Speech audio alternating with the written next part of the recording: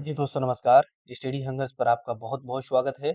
आशा करता हूँ आप सभी बहुत अच्छे होंगे और अपनी तैयारी को एक नई दिशा दे रहे होंगे। साथियों हम आपके साथ डिस्कस कर रहे हैं एनसीईआरटी का जो हमारा कक्षा 5 का पर्यावरण है और इस सीरीज को हम आगे बढ़ा रहे हैं और आज इस क्रम में हम आपके साथ डिस्कस करेंगे 11 नंबर का चैप्टर जिसका नाम है सुनीता अंतरिक्ष में। तो देखिए जैसा कि इस पाठ में ही बताया गया है कि सुनीता अंतरिक्ष में, तो यहाँ पर बात होने वाली है सुनीता विलियम्स की और अंतरिक्ष की। ठीक है, तो देखिए यहाँ पर ये दो बच्चे हैं, ये देखिए क्या कर रहे हैं, ग्लोब पर देख रहे हैं और आपस में कुछ बातें डिस्कस कर रहे हैं। इस बच्ची का नाम है उजैरा और इस बच्चे का नाम है सामीर। तो उजैरा कहती है, पता है कल हमारे स्कूल में सुनीता विलियम्स आ रही है। मैंने सुना है कि वे 6 महीने से भी ज्यादा अंतरिक्ष में रही। सामीर कहता है, यह रहा अमेरिका, यह है अफ्रीका, पर अंतरिक्ष कहाँ है? ये बच्चे इस ग्लोब में इन महाद्वीपों को देख रहे हैं और महाद्वीपों के अंदर जो देश हैं उनको भी ये ग्लोब को घुमा घुमा कर देख रहे हैं। तो बच्चा पूछ रहा है उजैरा से कि ये तो ठीक है, अमेरिका है, अफ्रीका है, लेकिन इसमें अंतरिक्ष कहाँ है? तो ज़हरा कहती है, अरे भाई ये सारा आसमान, ये तारे, चांद, सूरज, ये सब अंतरिक्ष हैं। सामिर कहता है, हाँ पता है, सुनीता विलियम्स वहां स्पेस शिप से गई थी। टीवी पर बताया था कि वहां से उन्होंने पृथ्वी को देखा।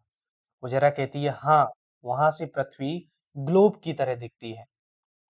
अगर हमारी पृथ्वी ग्लोब की तरह है तो इसमें हम कहाँ हैं? तो वो बच्ची पेन उठाती है और बताती है कि देखिए ग्लोब में हम यहाँ हैं, ये रहे हम, यहाँ हैं इंडिया।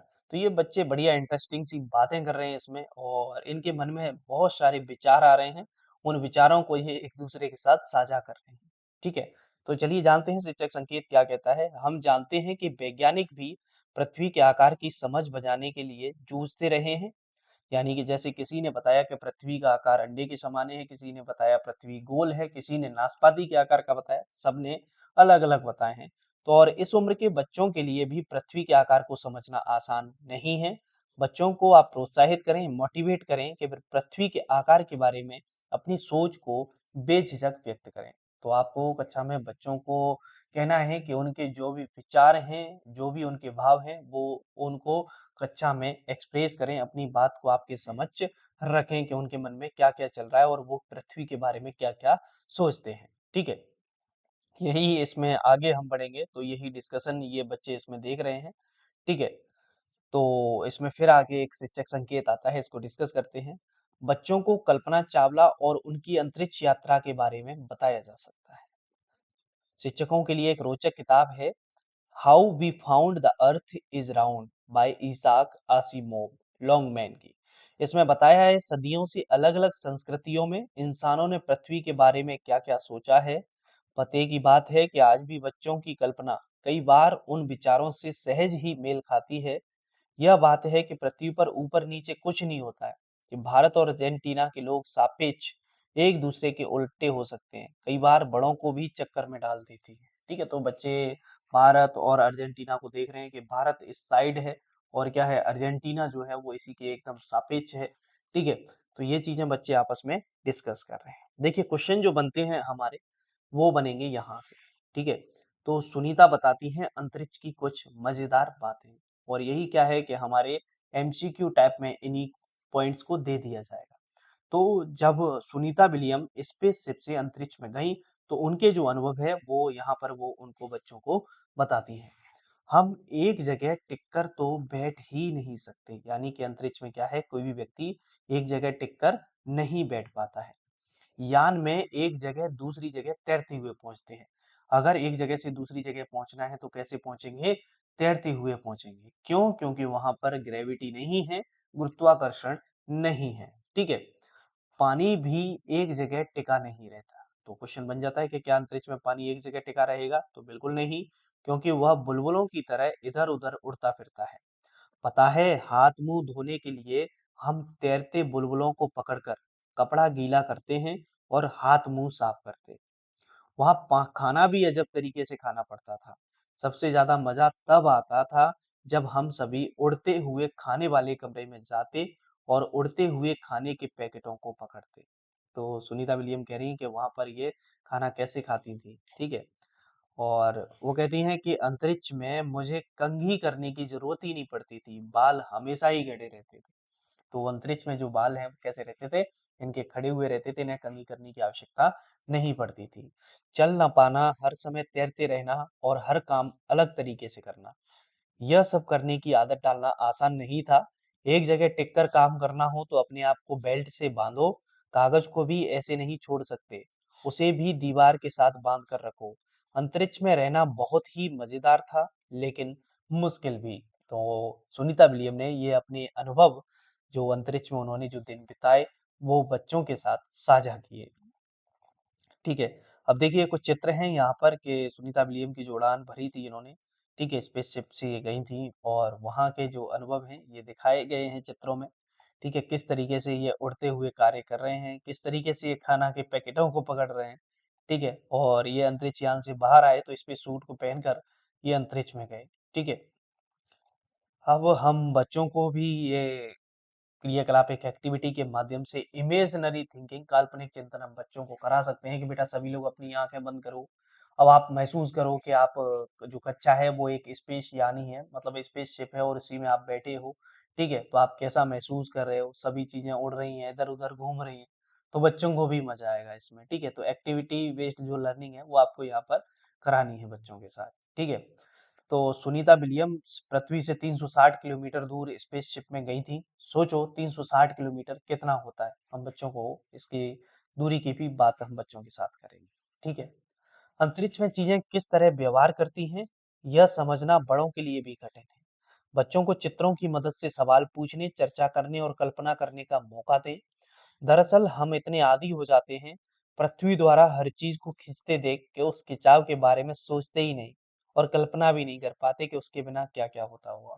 तो हम डेली लाइफ जो है हमारी रूटीन लाइफ जिसमें हम अपने दैनिक जीवन को जी रहे हैं और ग्रेविटी फोर्स के बारे में हम इतना सोच ही नहीं पाते, हमें लगता है सब चीजें एकदम सामान्य हो रही हैं। जब अंतरिक्ष में जा गए तो अंतरिक्ष में जो है वो इसके एकदम उलट चीजें वहां पर देखने को मिलती हैं। तो वहां महसूस होता है कि पृथ्वी के जो जीवन है और अंतरिक्ष का जो लाइफ है वो दोनों एकदम डिफरेंट हैं, अलग-अलग हैं। ठीक है? चलिए बच्चों के लिए एक्टिविटी दी गई है यहाँ पर और सुनीता विलियम्स ने अपने अनुभव बताए, वही यहाँ पर बताए गए हैं। चलिए आगे बात करते हैं इसमें और क्या-क्या देखने को मिलता है। अब बच्चे देख रहे हैं कि इसमें लकीरें क्या हैं, तो लकीरों की बात करें तो इस तरीके से जैसे जो ग्लोब है, ग्लोब में ये जो आड़ी रेखाएँ हैं इस तरीके की, ये कहलाती हैं अक्षांश कहलाती हैं। ठीक है? और इस तरीके से जो ग्लोब में इस तरीके से जो खड़ी रेखाएं रहती हैं वो कहलाते हैं देशांतर कहलाते हैं, लॉन्गिट्यूड कहलाते हैं और ये अक्षांश जो है वो लैटिट्यूड कहलाते हैं। ठीक है। चलिए आगे बढ़ें और क्या देखने को मिल रहा है यहाँ पर। हाँ, ये पृथ्वी का एक फोटो लिया गया कैमरे से, वो दिखाया गया यहाँ पर। ठीक है। चलिए आसमान को निहारने में बच्चों और बड़ों सभी को मजा आएगा। बच्चों को टूटते तारे तारे और उपग्रह में अंतर समझने में मदद चाहिए होगी। तारे अक्सर टिमटिमाते हैं। कोई चमकती चीज अगर तेज गति से चलती दिखे तो वो उपग्रह हो सकती है। टूटता तारा यानी कि उल्का पिंड वह होता है जो पृथ्वी के वायुमंडल में आते ही जल जाता है। अगर हम रुचि दिखाएंगे तो बच्चे भी रात में आसमान का अवलोकन करके नई नई बातें सीखने के लिए प्रेरित होंगे। तो बच्चों से हम कह सकते हैं कि गर्मियों के दिनों में आप आराम से रात में जब छत पे सो रहे हैं तो आसमान को निहारें और उसमें हो रही तमाम प्रकार की एक्टिविटी को आप देखिए कि उसमें क्या क्या होता है। तो इस तरीके से प्रैक्टिकली उस चीज को बच्चे सीखेंगे। ठीक है।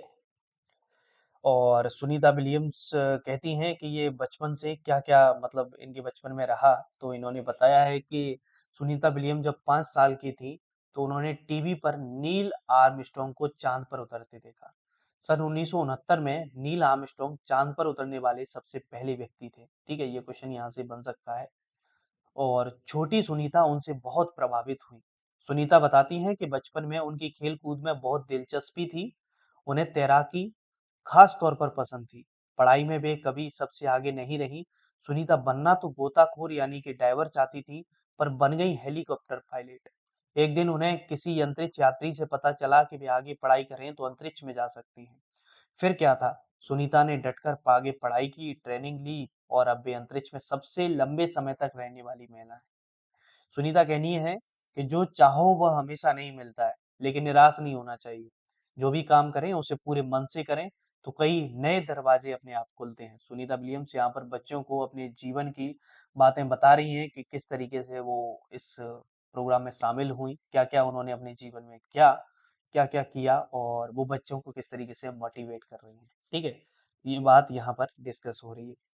चलिए इस पार्ट में इतना ही था। इसमें से 2-3 क्वेश्चन हमें देखने को मिलते हैं और हमारी ये जो किताब है वो भी एक अपने आप में इंटरेस्टिंग है कि किसी-किसी पार्ट से तो हमें क्या है कि बहुत सारे क्वेश्चन देखने को मिल जाते हैं कि 8-10 क्वेश्चन देखने को मिल जाते हैं। कुछ पार्ट ऐसे हैं जिनमें से केवल 1-2 क्वेश्चन देखने को मिलते हैं और कुछ पार्ट ऐसे हैं जिनमें से बिल्कुल भी क्वेश्चन देखने को नहीं मिल पाते हैं। तो चलिए कोई बात नहीं है, हमें पूरे कोई टॉपिक जो है हमें पूरे ही कवर करने हैं। साथ-साथ अपने जो आप शॉर्ट नोट्स हैं वो भी बनाते चलें। चलिए फिर मुलाकात करेंगे अगले वीडियो में। जब तक आप सभी अपना ख्याल रखिए। जय हिंद, जय भारत।